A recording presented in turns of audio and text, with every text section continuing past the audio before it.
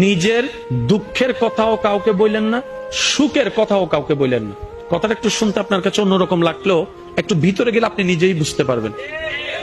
আপনি নিজের মনের দুঃখ কষ্ট সহ্য করতে না পেরে হালকা করার জন্য যাকে বলছেন, মনে রাখবেন আপনি তার কাছে কিন্তু কোনো না কোনো ভাবে একটু ছোট হয়ে যাচ্ছেন।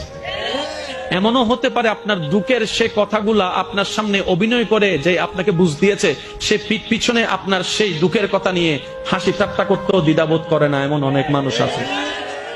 আপনি যাকে দুঃখের কথা বলে মনকে হালকা করার চেষ্টা করছেন, আপনার দুঃখের কথার সে দুঃখটা সে বুঝবে না, কারণ তার সাথে তো সেটা ঘটেনি।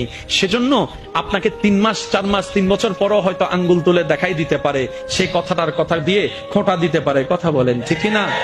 দুঃখের কথাও মানুষকে বলে শান্তি নেই।